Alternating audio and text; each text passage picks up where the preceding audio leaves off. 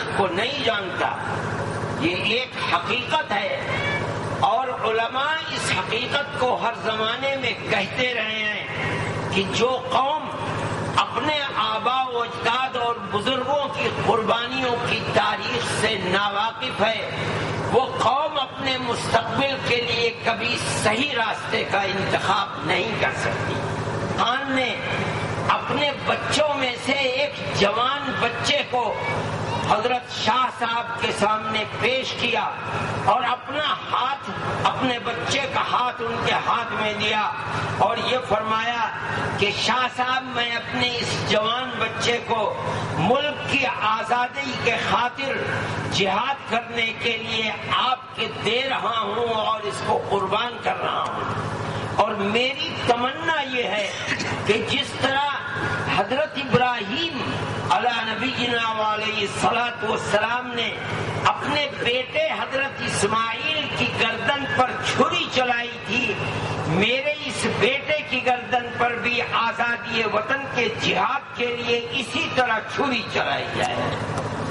چنانچہ وہ بچہ حضرت شاہ صاحب کے ساتھ رہا۔ تاریخ کو پڑھیے، غازی پور کے جن 6 جوانوں کے حضرت شاہ صاحب کے ساتھ جہاد کرتے ہوئے شہادت کا ذکر آتا ہے، ان میں فرزند علی خان کا یہ بچہ بھی ہے جو شہید ہوا ہے۔ یہ مسلمان کی تاریخ ہے۔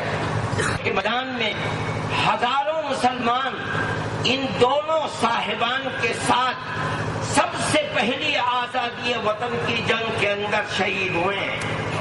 آج دنیا اس تاریخ سے ناواقف ہے اور یہ سمجھتی ہے کہ آزادی وطن کی تاریخ سن 1857 سے بنتی ہے۔ نہیں، غلط ہے۔ سن 1857 کے اندر یہ دوسرا جہاد آزادی ہے۔ پہلا جہاد آزادی جس میں تنہا مسلمان نہیں بلکہ تنہا علماء ہیں، کسی اور کے کان جہاد آزادی وطن سے آشنا نہیں تھے، صرف علماء تھے، اور علماء کے اندر بھی جو بالکل چوٹی کے لوگ تھے ان کا سب سے پہلا آزادی وطن کے لیے جہاد ہے، جو دوسرے جہاد آزادی وطن کا مقدمہ ہے۔ جو لوگ وہاں اس وقت ناکامی کے بعد واپس ہوئے ہیں، ان لوگوں نے واپس آ کر کے پھر اکائیوں کو جمع کیا ہے، افراد کو تیار کیا ہے، جس کے اندر 26 سال لگے ہیں، اور 26 سال تک اس آگ کو جلانے کے بعد 1857 میں دوبارہ آزادی وطن کے لیے جہاد ہوا۔ میدان بدل دیا لیکن نعرہ وہی ہے، کام وہی ہے، جہاد وہی ہے۔ اب اس جہاد کے اندر ہندو اور مسلمان دونوں شریک ہیں، لیکن مسلمان زیادہ ہے، ہندو کم ہے۔ سنبل کے اندر، مراد آباد میں، میرٹھ میں، دلی میں، مظفر نگر کے اندر تاریخ کو اٹھائیے اور پڑھیے، یہ لگتا ہے کہ قوم آگ کے شعلوں کے اوپر کھڑی ہے، لیکن مسلمان اور علماء سب سے زیادہ ہیں۔ مراد آباد کے اندر وہاں کے نواب ہیں، آج بھی نام مشہور ہے، نواب مجو خان، ان کے محلات آج بھی موجود ہیں۔ انہوں نے وہاں جہاد کیا ہے۔ وہاں ایک محلہ ہے گل شہید، شہیدوں کی مٹی، اپنوں کی غداری کی وجہ سے نواب مجو خان کو گرفتار کرا دیا گیا اور گرفتار کر کے انگریزوں کے حوالے کر دیا گیا۔ انگریز فوجی نے ان کو زندہ جسم کو گھوڑے کے پیر سے بندھوا کر کے اور خود گھوڑے کے اوپر بیٹھ کر کے دوڑایا اور اس مرد مجاہد کے زندہ جسم کے پرشتے اڑوا دیے، ٹکڑے کر دیے، اور جو لوگ مجاہد تھے ان کو گل شہید کے محلے کے اندر ذبح کرایا گیا۔ وہاں کی مٹی شہیدوں کے خون سے سرخ ہو گئی، بہت بڑا قبرستان ہے، آج بھی موجود ہے۔ یہ مسلمان کی تاریخ ہے۔ میرٹھ کے اندر جن 152 یا 51 لوگوں کی تاریخ آتی ہے، جن کو 1857 کے اندر پھانسی دی گئی ہے، ان کے اندر اکثریت مسلمانوں کی ہے اور علماء کی ہے۔ دلی کے اندر 1857 میں ناکامی کے بعد تاریخ کہتی ہے کہ تقریباً 33 یا 34 ہزار علماء کو شہید کیا گیا ہے۔ وہ دلی جو شاہان مغلیہ کے دور سے اسلام کا مرکز اور علوم اسلامیہ کا مرکز سمجھی جاتی تھی، اگر باہر کا کوئی آدمی ایک مسئلہ پوچھنے کے لیے وراثت کا آتا تھا تو پوری دلی میں گھومتا تھا، مگر اس کو وراثت کا مسئلہ بتانے والا کوئی عالم دین نہیں ملتا تھا۔ جس کے اوپر عالم ہونے کی نشانی ملتی تھی، بغیر کسی دعوی جرم کے اس کے لیے حکم تھا کہ اس کو پھانسی پر چڑھا دیا جائے۔ یہ مسلمان کی تاریخ ہے، لیکن اس جہاد کے اندر ہندو بھی شریک ہے۔ راجمل باغپت کے رہنے والے آج بھی راجمل کی ٹیکری کے نام سے مشہور ہے۔ یہ شخص انگریز کی دشمنی کے اندر ڈوبا ہوا تھا اور اس کی فوج بہت تربیت یافتہ تھی۔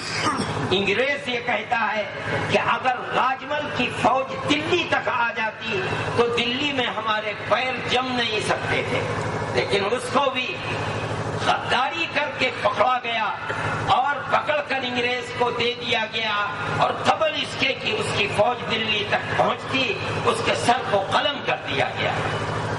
اس جہاد کے اندر یہ در حقیقت آزادی وطن کے لیے دوسرا جہاد ہے۔ اس جہاد کے اندر بھی ناکامی ہوئی۔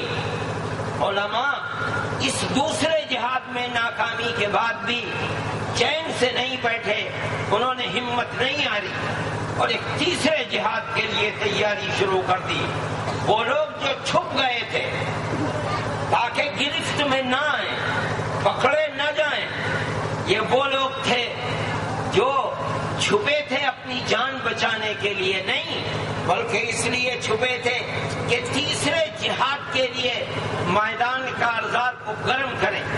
جب باہر نکلے 3-4 سال کے بعد تو انہوں نے بڑی عجیب و غریب چیز دیکھی کہ وہ یتیم جن کے باپ جام شہادت نوش کر گئے انگریز کی دشمنی کے اندر، ان کے یتیم بچے سڑکوں کے اوپر ہیں، ان کے سر پر کوئی ہاتھ رکھنے والا نہیں ہے، اور کرسچین اسکول اور عیسائی پوپ یہ باہر نکلے ہوئے ہیں، چرچ کے لوگ، اور ان یتیموں کا ہاتھ پکڑتے ہیں اور کہتے ہیں کہ چلو ہمارے ساتھ، ہم تم کو کھانے کے لیے بھی دیں گے، پہننے کے لیے بھی دیں گے، رہنے کے لیے بھی دیں گے، ہم تمہیں مفت پڑھائیں گے بھی، یعنی ہم تم کو ذہنی اعتبار سے انگریز بنائیں گے۔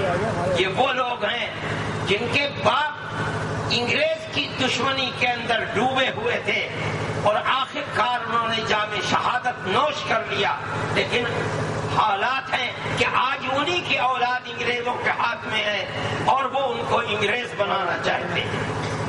ان حالات کو دیکھ کر اگر کسی کے دل کے اندر صحیح سمت پر چلنا آیا اور کسی نے اس ملک کو آزاد کرانے کے لیے اپنی حیثیت سے آگے بڑھ کر کام کیا، اس کے اندر تنہا علماء ہیں۔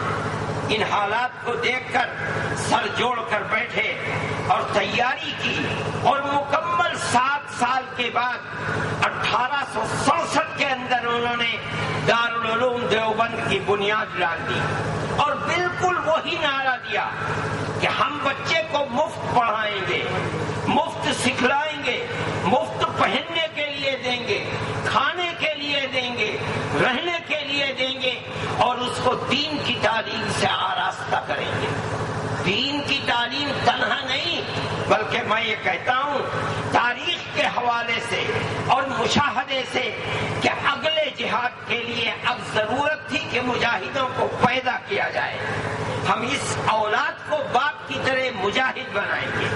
یہ صحیح ہے، انگریز اگر یہ کہتا کہ ہم سب کچھ مفت دیں گے وہ دے سکتا تھا، اس لیے کہ اس کے پاس حکومت تھی، خزانے تھے۔ وہ یہ کہتا تھا کہ اس بیان کو 6 قسطوں پر منقسم کیا ہے۔ 6 کی 6 قسطیں سننے کے لیے ابھی بزم قاسمی آفیشیل کو سبسکرائب کر لیں۔